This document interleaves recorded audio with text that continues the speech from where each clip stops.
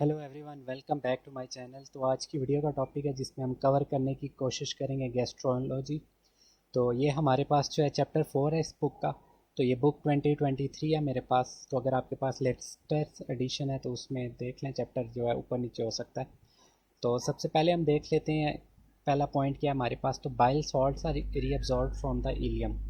तो इसके लिए आप सिंपल नमोनिक से याद रख लें बिलियम।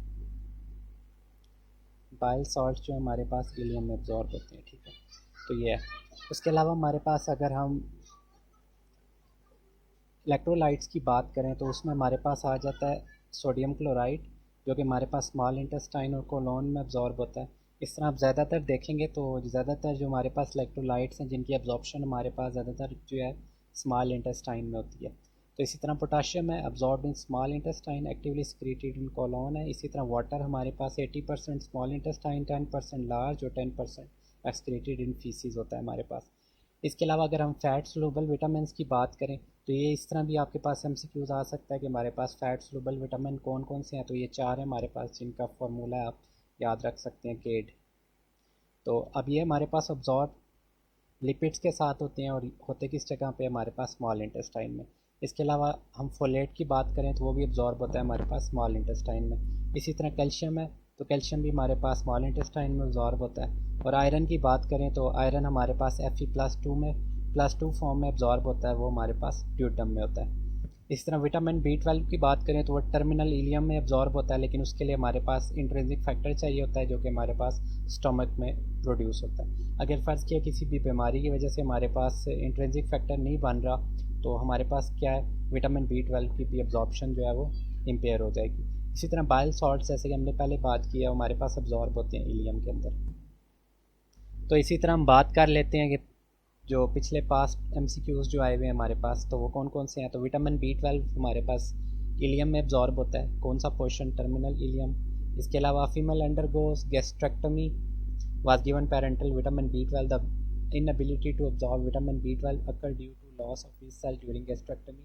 जैसे कि अभी हमने पहले बात किया कि विटामिन B12 जो है हमारे पास वो ऑब्जॉर्व तब तक नहीं हो सकता जब तक हमारे पास गैस्ट्रिक सेल्स जो हैं वो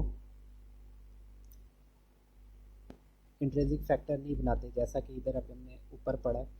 तो अगर फ़र्ज़ किया किसी कंडीशन में किसी भी वजह से हमारे पास गैस्ट्रेक्टमी हुई है, वेदर गैस्ट्रिक अल्सर की वजह से या किसी भी वजह से, तो उसकी वजह से हमारे पास क्या होगी, एब्जॉर्प्शन जो होगी विटामिन B12 की इम्पेयर हो जाएगी।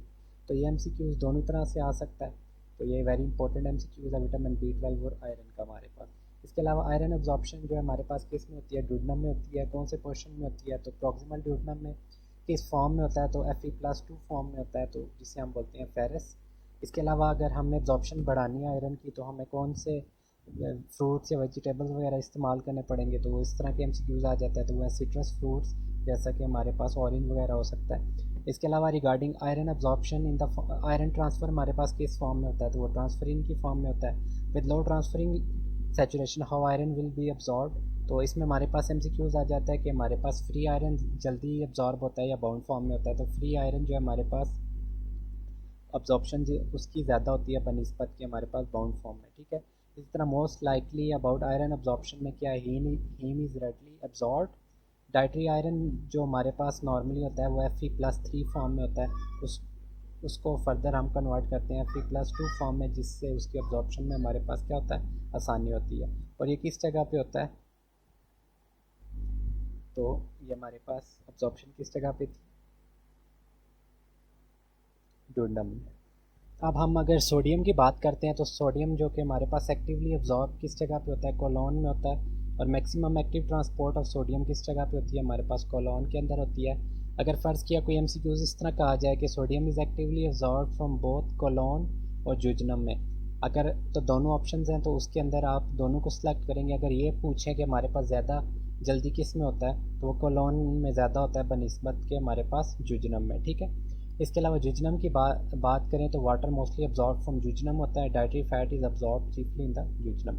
इसके अलावा डिफरेंस की हम बात करें तो मैक्सिमम अब्जॉर्प्शन ऑफ फ्लूइड हमारे पास किस में होती है, तो जुजनम में, जैसा कि जुजनोस्टमी हम करते हैं। इसके अलावा maximum water loss of fluids किस में होती है, कोलोन के थ्रू होती है। अगर मैक्सिमम वाटर लॉस इलेक्ट्रोलाइट्स की बात करें तो अगर कोई इस तरह का पेशेंट है तो कौन सा एरिया डैमेज होगा, तो कोलोन होगा हमारे पास। इसके अलावा patient underwent abdominal surgery after which he repeatedly require fluid resuscitation due to water electrolyte loss, which part of gut have been removed leading to this condition। तो सिंपली हमारे पास क्या है, कोलोन है। अब इसका क्या दिया हुआ है कि jejunum when removed will be compensated by terminal ileum। अगर फ़र्ज़ किया किसी भी कंडीशन में हमारे पास जो है jejunum को हमने रिमूव किया हुआ है तो उसका जो कंपनसेशन है वो टर्मिनल इलियम कर देगा। लेकिन अगर इलियम को हमने रिसेक्ट किया हुआ है किसी कंडीशन में तो उसका जो फ्लूइड लॉस है वो कोलोन क्या करता है, इतना सफिशेंट नहीं है कि उसको कवर कर सके। ठीक है।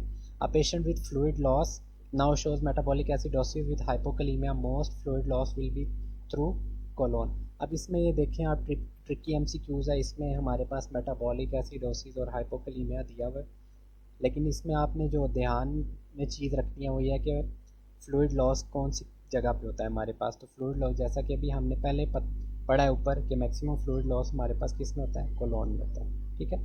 इसके अलावा कौन सी ड्रग है जो हमारे पास एक्वस डिफ्यूजन या वाटर चैनल्स के थ्रू जो है वो डिफ्यूज़ होती है सेल के अंदर, तो वो हमारे पास कौन सा है, डाइजॉक्सिन है। इसके अलावा which of the following substance must be further digested before it can be absorb by specific carriers in the intestinal cells. तो कौन सा ऐसा सब्सटेंस है जिसको फर्दर डाइजेस्ट करते हैं उसके बाद ही इंटेस्टाइन के सेल्स के अंदर अब्जॉर्ब होता है बाय स्पेसिफिक कैरियर्स। कौन सी हमारे पास इस तरह की चीज़ है, तो वह है सुक्रोज। ठीक है। Fat derived from nutrition is absorbed from the intestine by preparation into mixed micelles. अब ये एमसीक्यूज काफ़ी ट्रिकी सा है, तो अगर आप इसको नेट पे सर्च करने की कोशिश करेंगे तो उसका आंसर ये नहीं बनता, लेकिन खैर हमारे पास बुक में इस तरह दिया हुआ है तो हम इसकी जो की है उसको चेंज नहीं करते खुद से। तो resection of ileum and some part of jejunum causes 10 to 20 bowel movements per day cause is. अब ileum and some part of jejunum की हमने रिसेक्शन कर दिया है, उसके बाद से हमारे पास क्या है, बाउल मूवमेंट्स हैं 10 to 20 है पर डे के हिसाब से। तो उसकी कॉज हमारे पास क्या है, तो इसकी कॉज में हमारे पास आ जाता है ऑस्मोटिक प्लस सिक्रेटरी डायरिया। अब ऑस्मोटिक डायरिया क्या होता है और सिक्रेटरी डायरिया हमारे पास क्या होता है, तो ये हमारे पास इन्होंने हमें मज़ीद नीचे डिफ़ाइन किया हुआ है। ठीक है। तो अब हम देख लेते हैं कि हमारे पास डिफरेंस क्या है ड्यूडनल अल्सर और गैस्ट्रिक अल्सर में।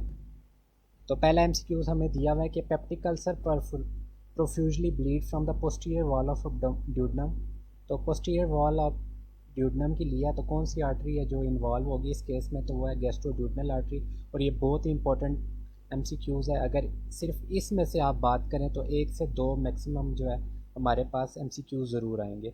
अब हम बात कर लेते हैं ड्यूडनल अल्सर और गैस्ट्रिक अल्सर को हम किस तरह डिफ्रेंशिएट कर सकते हैं। तो ड्यूडनल अल्सर जो है हमारे पास ज़्यादातर यंग लोगों में है, एज जिनकी हमारे पास 30 to 55, और गैस्ट्रिक अल्सर जो हमारे पास बूढ़े लोगों में है, जैसा कि एज हमारे पास है 50 to 75। इसके अलावा मोस्ट कॉमन एरिया अगर हम देखें तो ड्यूडनल अल्सर जो है वो फर्स्ट पोर्शन ऑफ ड्यूडनम को करता है, और इसी तरह गैस्ट्रिक अल्सर जो है मोस्ट कॉमन एरिया जो है वो lesser curvature within the antrum, very important. इसके अलावा आ जाता है duodenal pain decreases with food और gastric pain grows with food. तो ये निमोनिक आप याद रख सकते हैं। अब ड्यूडनल अल्सर जो है हमारे पास अगर हम वर्चुअली बात करें तो वो मेलिग्नेंट नहीं होता, लेकिन अगर गैस्ट्रिक अल्सर की बात करें तो उसका रिस्क जो हमारे पास है मेलिग्नेंसी का इसमें बढ़ जाता है। अगर हेमरेज की बात करें तो इसमें सबसे ज़्यादा जो हमारे पास कौन सा पोस्टीरियर साइड जो है वो इन्वॉल्व होती है उसकी, फिर उसके बाद जो है हमारे पास एंटीरियर साइड इन्वॉल्व होती है। अगर पोस्टीरियर साइड इन्वॉल्व है तो कौन सी आर्टरी हमारे पास आ जाती है, जैसा कि इधर ऊपर हमने अभी पढ़ा है, तो वो गैस्ट्रोड्यूडनल आर्टरी है। इसी तरह अगर गैस्ट्रिक अल्सर की बात करें तो इसमें जो हेमरेज होता है किस आर्टरी की वजह से होता है, तो वो लेफ़्ट गैस्ट्रिक आर्टरी में मोस्ट कॉमन काज है। तो अब कुछ हमारे पास जो पेपर एमसीक्यूज़ हैं, तो most common cause of gastric ulcer जैसा कि एच पाइलोरी है, बहुत इंपॉर्टेंट एमसीक्यूज़ है। Most common cause of gastric ulcer कौन सी एरिया का होता है हमारे पास, एंट्रम में lesser curvature within the antrum, जैसा कि अभी हमने पढ़ा है। Most common site of stomach ulcer आ सकती है कौन सी है, lesser curvature. Indication of truncal vagotomy इस case of peptic ulcer disease. अब हम वेगोटमी क्यों करते हैं या वेगस नर्व को रिमूव क्यों करते हैं एक साइड से, तो डिक्रीज गैस्ट्रिक एसिड सिक्रीशन, और उसके साथ प्लस क्या वजह है हमारे पास, डिक्रीज पेप्सिन सिक्रीशन। ज़्यादातर लोगों को ये तो पता होता है कि हमारे पास गैस्ट्रिक सिक्रीशन जो है उसको हमने कम करना है, लेकिन ये कम ही लोगों को पता होता है कि इसकी वजह से हमारे पास क्या पेप्सिन सिक्रीशन जो है हम उसको भी कम करें। अब पेशेंट है is known case of gastric ulcer now presents in OPD with complaint of joint pain, तो which drug is safe for her. तो हमारे पास कौन सी ड्रग्स आ जाती हैं, तो इसमें ज़्यादातर जो अगर हम जनरल बात करें तो एनसेट्स जो है हम अवॉइड करते हैं, लेकिन क्योंकि इसकी की में हमारे पास सिलिसॉक्सिब दिया हुआ है तो हम इसको सेट करेंगे, और ये हमारे पास क्या है, कॉक्स 2 इनहिबिटर है, ठीक है। A patient with history of peptic ulcer disease come with lower molar pain, analgesia of choice should be acetaminophen, तो इसमें ड्रग ऑफ चॉइस कौन सी है हमारे पास, एसिटामिनोफेन, ठीक है।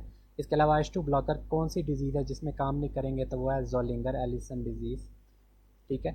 Aspirin should not be given in peptic ulcer, क्योंकि ये ऑलरेडी हमारे पास पेप्टिक अल्सर में ब्लीडिंग का चांस होता है, तो मज़ीद हम इस तरह की मेडिसिन वगैरह नहीं दे सकते जो कि खून को हमारे मज़ीद पतला करे, ठीक है। तो ये थी आज की वीडियो। मुझे उम्मीद है आपको वीडियो पसंद आई होगी। अगर आपको वीडियो पसंद आई है तो काइंडली मेरे चैनल को सब्सक्राइब करें। मैं आपसे मिलता हूँ नेक्स्ट वीडियो में, तब तक के लिए खुदा हाफिज़।